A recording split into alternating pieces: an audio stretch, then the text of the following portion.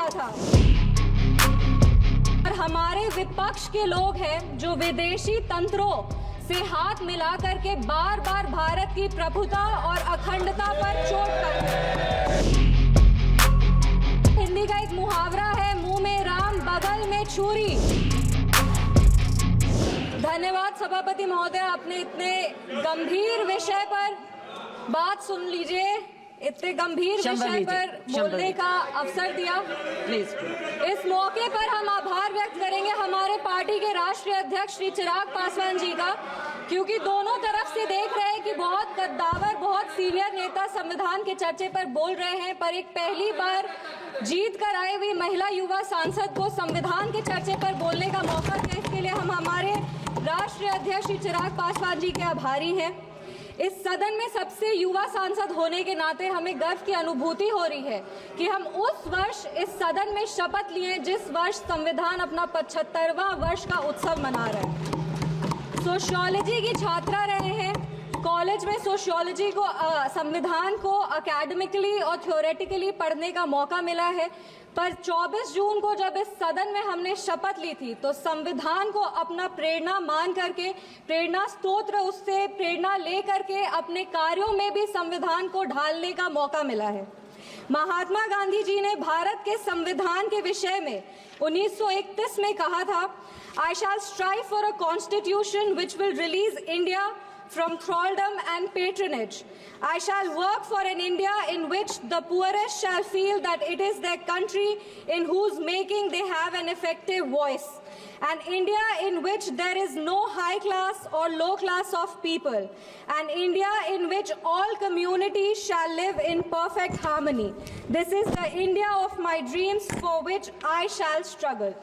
इस सदन में जब हम शपथ लिए थे, संविधान की शपथ लिए थे और सत्य निष्ठा से प्रतिज्ञान किए थे कि भारत की प्रभुता और अखंडता को अक्षुण्ण रखेंगे और कर्तव्यों का श्रद्धापूर्वक निर्वहन करेंगे, पर हमारे विपक्ष के लोग हैं जो विदेशी तंत्रों से हाथ मिला करके बार बार भारत की प्रभुता और अखंडता पर चोट करते हैं।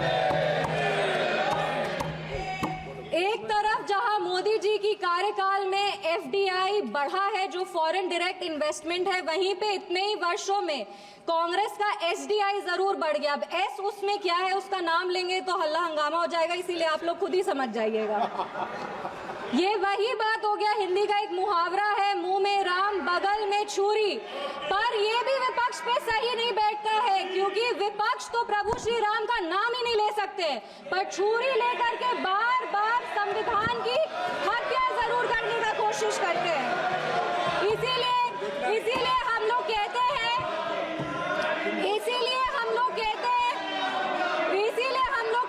कि संविधान नेता के हाथ में नहीं, संविधान नेता के दिल में होना चाहिए। एक उदाहरण देते हैं, 2008 में इसी सदन में ट्रस्ट वोट के लिए कैश फॉर वोट स्कैम किया गया था और लोकतंत्र का गला घोटने का कोशिश किया गया था। आपातकाल इमरजेंसी में जिस तरह से संविधान का चीरहरण हुआ था वो हम सब ने देखा था, और हम तो बिहार की बेटी हैं। बिहार के एक पुत्र थे जयप्रकाश नारायण जी, जिन्होंने इसी दिल्ली में रामलीला मैदान में राष्ट्रकवि रामधारी सिंह दिनकर की एक कविता पढ़ी थी, सिंहासन खाली करो कि जनता आती है। उसने कांग्रेस की जड़ों को हिला दिया था और भारत में एक नई क्रांति का आह्वान किया था। आज जब हम संविधान के 75वें वर्ष का उत्सव मना रहे हैं तो हम नमन करते हैं संविधान के निर्माता डॉक्टर बाबा साहब भीमराव अंबेडकर जी का, जिन्होंने अपनी पूरे जीवन की सीख को इस संविधान के निर्माण में लगा दिया। लेकिन कांग्रेस ने उनका अपमान करने से वो कभी नहीं चूके। जिस संविधान सभा सेंट्रल हॉल में संविधान पे चर्चा हुई, संविधान लिखा गया, उस सेंट्रल हॉल में बाबा साहब की चित्र तक को इन्होंने लगने नहीं दिया। इनके कार्यकाल के 2 प्रधानमंत्री ने खुद भारत रत्न लिया सर मैम, लेकिन बाबा साहब को भारत रत्न नहीं देने दिया। मैं नमन करती हूँ उन सभी संविधान सभा के सदस्यों का जिन्होंने 2 साल 11 महीने और 17 दिन में इस संविधान को आकार दिया। बिहार के इस देश के पहले राष्ट्रपति और संविधान सभा के अध्यक्ष डॉक्टर राजेंद्र प्रसाद जी का और संविधान सभा के सबसे पहले अध्यक्ष सच्चिदानंद सिन्हा जी का, जिन्होंने मिल करके इस संविधान के निर्माण में अपनी पूरी जीवन लगा दी। संविधान, विपक्ष को कहना चाहेंगे, संविधान सिर्फ आर्टिकल्स और प्रिंसिपल्स नहीं है, ये एक ग्रंथ है, ये आम आदमी का भरोसा है, ये आम आदमी की आस है, ये इस देश के नागरिक को वो महसूस कराता है कि वो स्वतंत्र है, सशक्त है और सुरक्षित भी है। इस संविधान की ताकत ही है कि आज इस 25 साल की युवा महिला सांसद इस सदन में महिलाओं की आवाज बनी है।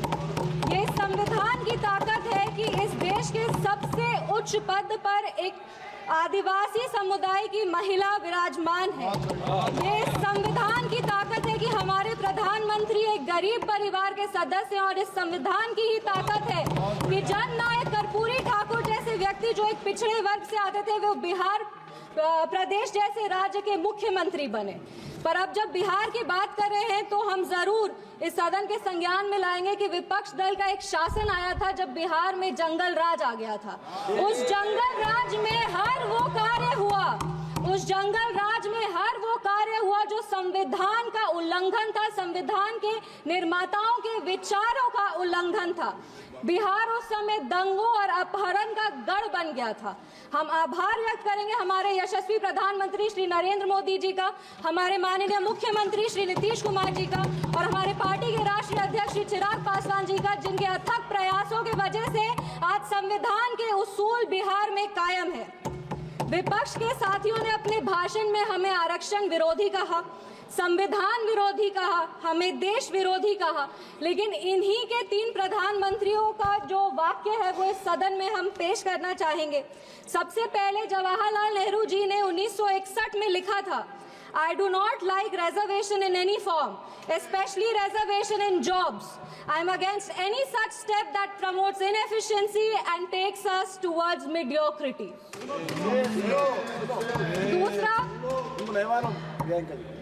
दूसरा इंदिरा गांधी जी ने, नीरज चौधरी जी की एक किताब थी हाउ प्राइम मिनिस्टर डिसाइड्स, उसमें उन्होंने कहा था अपने तब के लॉ मिनिस्टर शिव शंकर जी को कि एक ऐसा ATR तैयार कीजिए कि सांप भी मर जाए और लाठी भी न टूटे। ये मंडल कमीशन के रिपोर्ट पे उन्होंने कहा था। तीसरी राजीव गांधी जी ने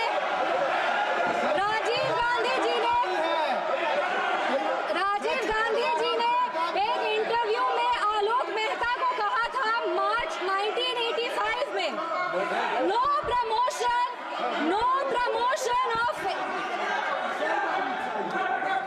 राजीव गांधी जी ने एक इंटरव्यू में जर्नलिस्ट आलोक मेहता को कहा था मार्च 1985 में कि no promotion of idiots in the name of reservation, and that promoting idiots in the name of reservation would harm the entire country. ये इनके 3 प्रधानमंत्री थे और देश 37 साल इनके प्रतिनिधित्व में था और इन्हें लगता था कि आरक्षण से इस देश में सेकेंड ग्रेड सिटीजन आते हैं। कांग्रेस को माफी मांगनी चाहिए इस पर। आप बात करते हैं सेक्युलरिज्म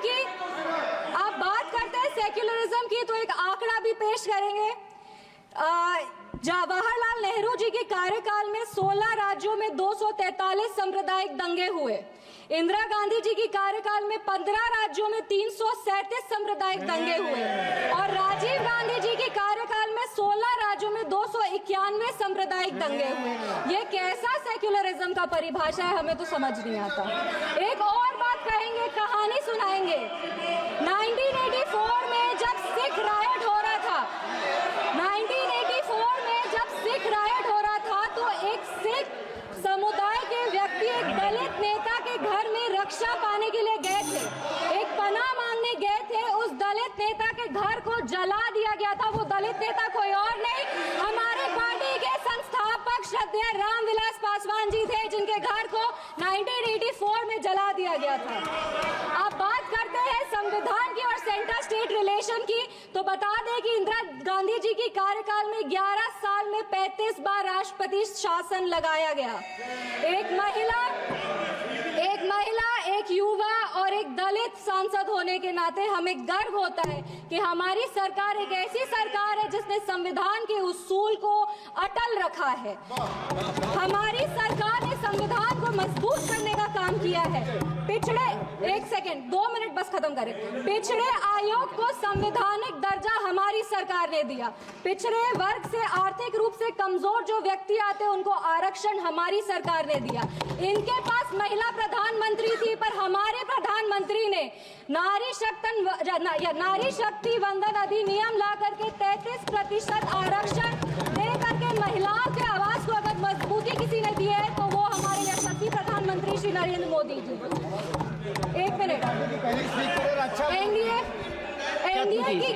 एनडीए की सरकार ने बिहार में हमारे प्रधानमंत्री, हमारे माननीय मुख्यमंत्री श्री नीतीश कुमार जी और हमारे पार्टी के राष्ट्रीय अध्यक्ष श्री चिराग पासवान जी के नेतृत्व में संविधान के सभी प्रावधानों को मजबूती से वापस लाए हैं और यही प्रयास करते हैं कि संविधान को अपना प्रेरणा मानकर योजनाएं बनाए जो हर वो नागरिक तक पहुंचे जो जरूरतमंद है। अंत में अपने वाणी को 4 पंक्ति पढ़ के बैठ जाओ दादा, 4 पंक्ति बैठ जाओ दादा, 4 पंक्ति पढ़कर अपने वाणी को विराम देंगे। हर रंग को खुद में समेट कर जो बेखौफ खड़ा है, जाति और धर्म के दायरे से जो आगे बढ़ा है, नैतिक, निष्पक्ष, समावेशी संविधान ही है वो जो 75 वर्षों बाद भी सहज खड़ा है। धन्यवाद। जय हिंद, जय Bihar. From breaking news, detailed analysis, in-depth interviews and explainers, follow the Times of India. Subscribe to our YouTube channel. Don't forget to like our videos and hit the bell icon to stay updated with the latest.